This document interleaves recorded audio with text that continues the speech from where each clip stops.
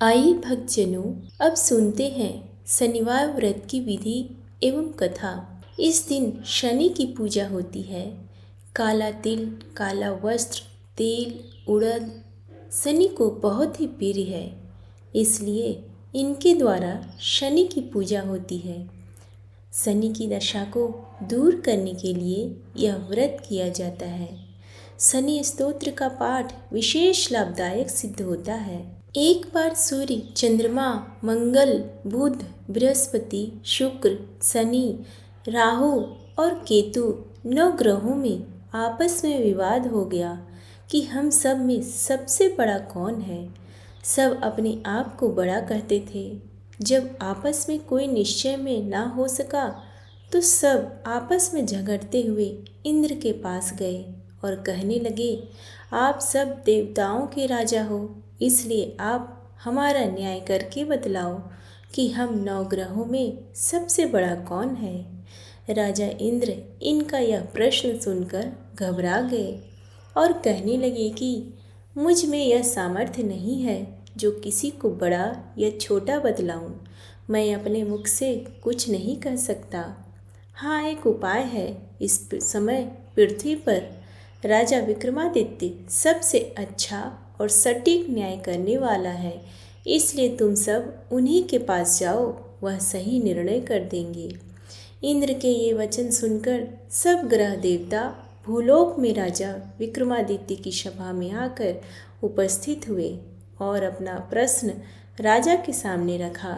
राजा विक्रमादित्य उनकी सब बात सुनकर बड़ी चिंता में पड़ गए कि मैं अपने मुख से किसको बड़ा और किसको छोटा बतलाऊं।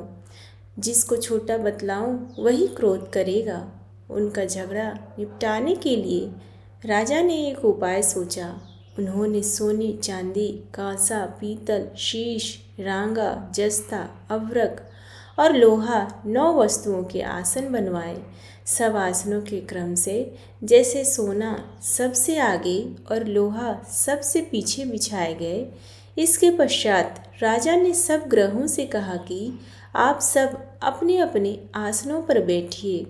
जिसका आसन सबसे आगे वह सबसे बड़ा और जिसका आसन सबसे पीछे वह सबसे छोटा जानिए। क्योंकि लोहा सबसे पीछे था, वह शनिदेव का आसन था। इसलिए शनिदेव ने समझ लिया कि राजा ने मुझको सबसे छोटा बतलाया है। इस पर शनिदेव को बड़ा क्रोध आया और कहा, हे राजा, तू मेरे पराक्रम को नहीं जानता। सूर्य एक राशि पर 1 महीने, चंद्रमा 2.25 महीने, मंगल 1.5 महीना, बृहस्पति 13 महीने, बुध और शुक्र 1-1 महीने, राहु और केतु दोनों उल्टे चलते हुए केवल 28 महीने एक राशि पर रहते हैं, परंतु मैं एक राशि 2.5 अथवा 7.5 साल तक रहता हूँ। बड़े देवताओं को भी मैंने भीषण दुख दिया है। राजन सुनो, राम जी को 7.5 आई और वनवास हो गया। रावण पर आई तो राम और लक्ष्मण ने लंका पर चढ़ाई कर दी, रावण के कुल का नाश कर दिया।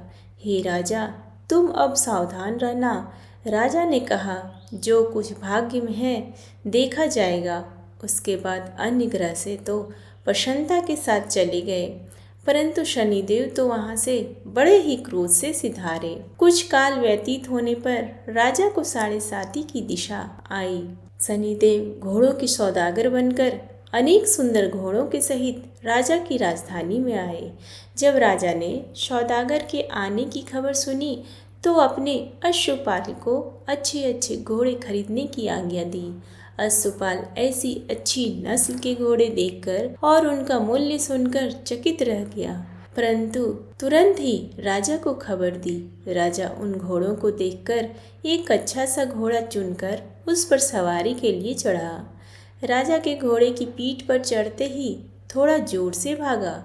घोड़ा बहुत दूर एक बड़े जंगल में जाकर और राजा को छोड़कर अदृश्य हो गया।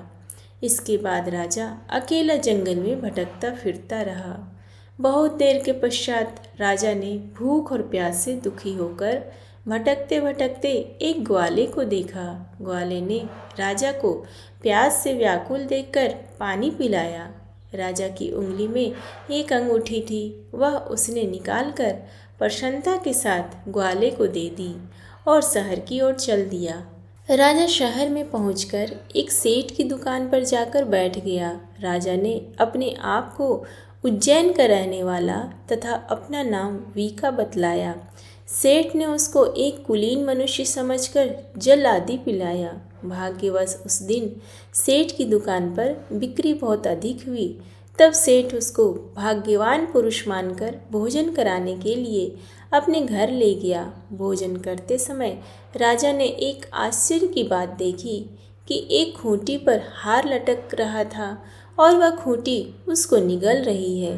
भोजन के पश्चात कमरे में आने पर जब सेठ को कमरे में हार न मिला तो सबने ही निश्चय किया कि सिवाय वीका के और कोई इस कमरे में नहीं आया, अतः अवश्य ही उसी से हार चोरी किया है। परंतु वीका ने हार लेने से मनाही की। इस पर 5 से 7 आदमी इकट्ठे होकर उसको फौजदार के पास ले गए। फौजदार ने उसको राजा के सामने उपस्थित कर दिया और कहा, यह आदमी तो भला प्रतीत होता है, चोर नहीं मालूम होता, परंतु सेठ का कहना है कि इसके सिवाय और कोई घर में नहीं आया है, अवश्य ही इसी ने ही चोरी की है। तब राजा ने आज्ञा दी कि इसको हाथ पैर काटकर चौरंगिया किया जाए। राजा की आज्ञा का तुरंत पालन किया गया और वीका के हाथ पैर काट दिए गए। अब राजा विक्रमादित्य अपाहिज होकर दर दर की ठोकरें खाने लगा। कुछ काल व्यतीत होने पर एक तेली उसको अपने घर ले गया और कोल्हू पर बिठा दिया। वीका उस पर बैठा हुआ अपनी आवाज़ से बैल हाँकता रहता। कुछ वर्षों में शनि की दशा समाप्त हो गई और एक रात को वर्षा ऋतु में एक दिन वीका मल्हार राग गाने लगा। उसका गाना सुनकर उस शहर के राजा की कन्या उस राग पर मोहित हो गई और दासी को खबर लगाने के लिए भेजा कि शहर में कौन गा रहा है। दासी ने देखा कि तेली के घर में चौरंगिया मल्हार राग गा रहा है। दासी ने महल में आकर राजकुमारी को सब वृत्तांत सुनाया। उसी क्षण राजकुमारी ने अपने मन में यह प्रण कर लिया, चाहे कुछ भी हो, मुझे चौरंगिया के साथ विवाह करना है। प्रातःकाल होते ही जब दासी ने राजकुमारी को जगाया तो राजकुमारी अनशन व्रत लेकर पड़ी रही। तब दासी ने रानी के पास जाकर राजकुमारी के ना उठने का वृत्तांत कहा। रानी ने तुरंत ही वहां आकर राजकुमारी को जगाया और उसके दुख का कारण पूछा। तब राजकुमारी ने कहा कि माता जी, मैंने यह प्रण कर लिया है कि तेली के घर में जो चौरंगिया है उसी के साथ विवाह करूंगी। माता ने कहा, पगली, यह क्या बात कर रही है? तुझको किसी देश के बड़े राजा के साथ परणाया जाएगा।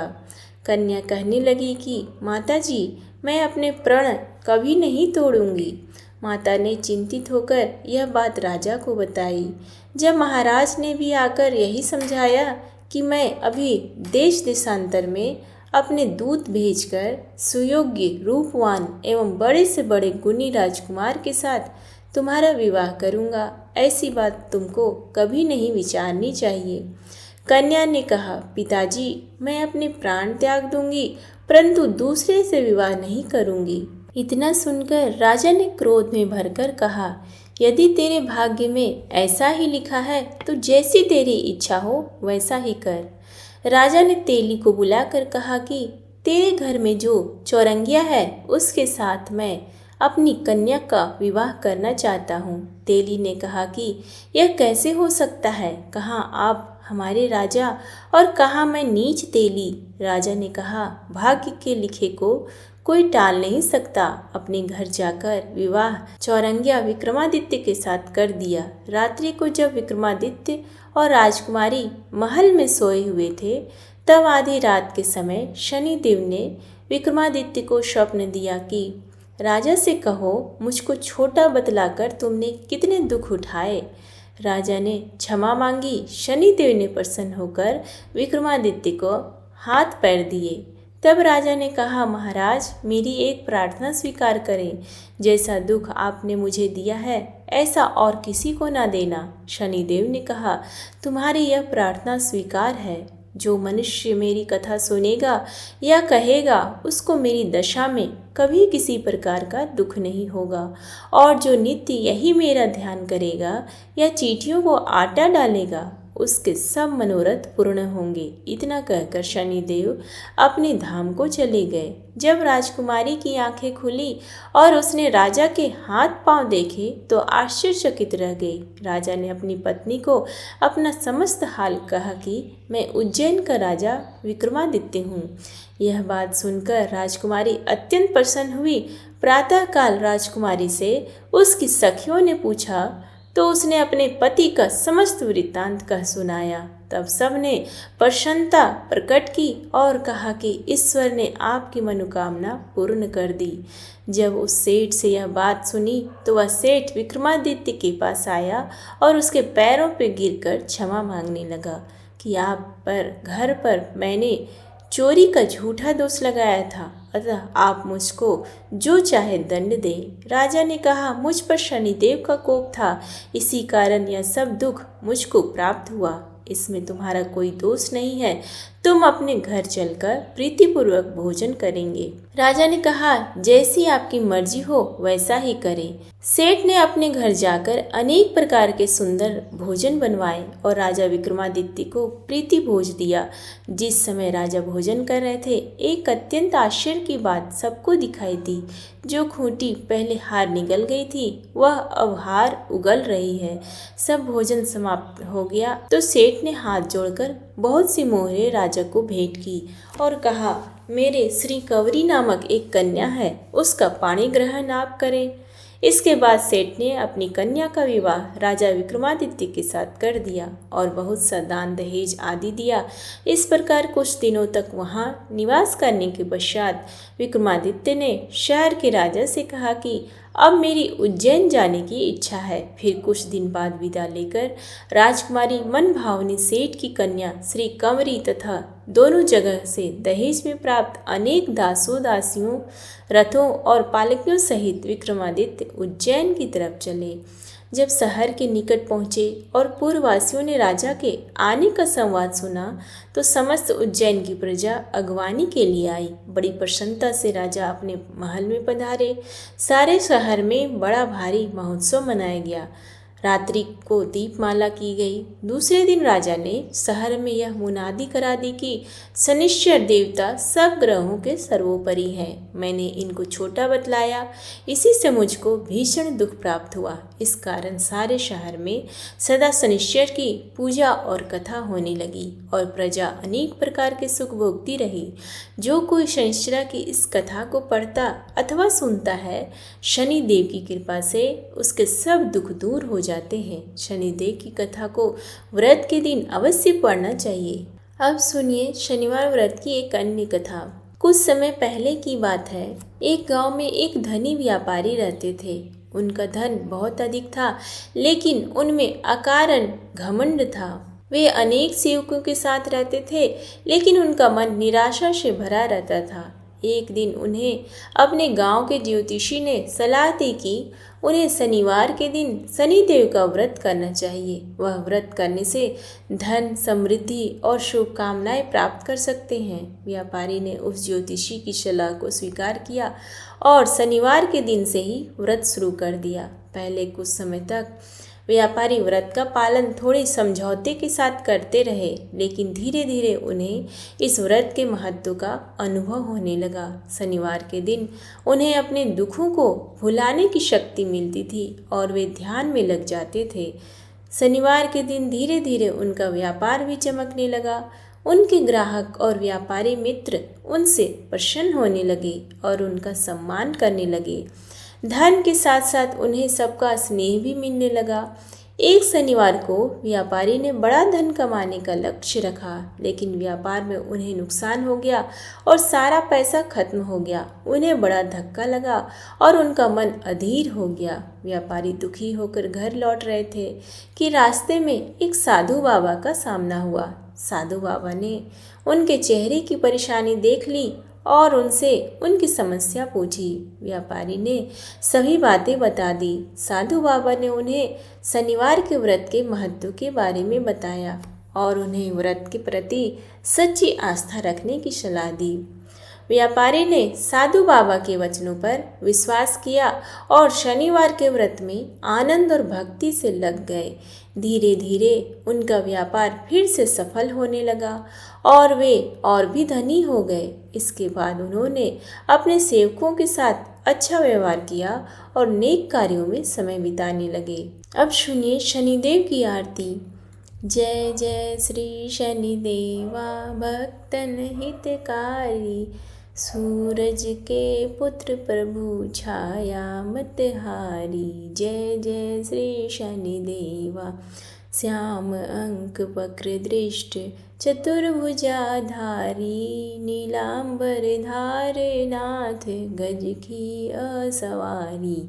जय जय श्री शनिदेवा क्रीट मुकुट शीश रजित, दीपत है लीलारी, मुक्तन की माला गले शोभित बलिहारी। जय जय श्री शनिदेवा मोदक मिष्ठान पान चढ़त है सुपारी, लोहा तिल तेल उड़द महिषी अति प्यारी। जय जय श्री शनिदेवा देव दनुज ऋषि मुनि सुमरन नर नारी, विश्वनाथ धर ध्यान शरण है तुम्हारी। जय जय श्री शनिदेवा। शनिवार का दिन शनिदेव को प्रसन्न करने के लिए विशेष महत्व का दिन है। शनिदेव की टीन की चादर की बनी मूर्ति की पूजा की जाती है। घर अथवा मंदिर की अपेक्षा पीपल तथा शमी वृक्ष के नीचे मूर्ति रखकर पूजा करना अधिक लाभदायक रहता है। कोणस्थ, पिंगल व भ्रू कृष्ण, रौद्रांतक, यम और शनिश्चर मंद और पिपला शनिदेव के 10 नाम हैं। पूजा के बाद इनके साथ नमः लगाकर 10 बार शनिदेव को नमन करने और उनके मंत्र ओम प्राम प्रीम प्रौं सह शनिश्चराय नमः का यथाशक्ति जाप करने से शनिदेव प्रसन्न होते हैं। व्रत के दिन काला वस्त्र धारण करके बीज मंत्र ओम प्राम प्रीम प्रौं सह शनिश्चराय नमः की 19 या 3 माला का जाप करें। फिर एक बर्तन में शुद्ध जल, काले तिल, काले फूल या लवंग, गंगा जल तथा शक्कर, थोड़ा दूध डालकर पश्चिम की ओर मुंह करके पीपल वृक्ष की जड़ में डाल दे। भोजन में उड़द के आटे का बना पदार्थ, पंजीरी, कुछ तेल से पका हुआ पदार्थ कुत्ते व गरीब को दे तथा तेल पको वस्तु के साथ केला व अन्य फल स्वयं प्रयोग में लाना चाहिए। यही पदार्थ दान भी करें। शनिवार के व्रत के दिन अपने मस्तक पर काला तिलक करें। शनि देव की प्रतिमा अथवा शनि ग्रह के यंत्र को स्वर्ण पात्र, रजत पात्र, ताम्र पात्र अथवा भोज पत्र पर अंकित करके इसकी विधिवत षोडशोपचार से पूजा आराधना करके यथाशक्ति शनिदेव के मंत्र का जाप करना चाहिए। शनिवार के व्रत के उद्यापन के लिए यथासंभव शनि ग्रह का दान जैसे नीलम, सुवर्ण, लोहा, उड़द, कुल्थी, तेल, कृष्ण वस्त्र, कस्तूरी, कृष्ण पुष्प, कृष्णांग, भैंस, उपाना आदि करना चाहिए। शनि ग्रह से संबंधित दान के लिए मध्याह्न का समय सर्वश्रेष्ठ होता है। यह दान ब्राह्मण के स्थान पर भंडरी को मध्याह्न के 12 बजे दिया जाता है। क्या क्या और कितना दिया जाए यह आपकी श्रद्धा और सामर्थ्य पर निर्भर करता है। शनि मंत्र का कम से कम 23,000 की संख्या में जाप तथा शनि ग्रह की लकड़ी शमी में शनि ग्रह के बीज मंत्र की 1 माला का यज्ञ करना चाहिए। हवन पूर्णाहुति के बाद तेल में पकी हुई वस्तुओं को देने के बाद काला वस्त्र, केवल उड़द तथा देसी चमड़े का जूता तेल लगाकर दान करें। इस व्रत से सब प्रकार की सांसारिक परेशानियां दूर हो जाती है, झगड़े में विजय होती है, लोह मशीनरी कारखाने वालों के व्यापार में उन्नति होती है, देवता भाव के भूखे होते हैं। अतः श्रद्धा एवं भक्ति भावपूर्वक सामर्थ्य के अनुसार पूजा, जप, तप, ध्यान, होम, हवन, दान, दक्षिणा, ब्राह्मण को भोज कराना चाहिए। शनि शांति का सरल उपाय है घर के पर्दे, जूते, जुराब, घड़ी का पट्टा, रुमाल आदि काले रंग के धारण करें। तो ये था आज का वृत्तांत। उम्मीद है आपको पसंद आई हो। प्रेम से बोलिए जय शनि देवता की जय।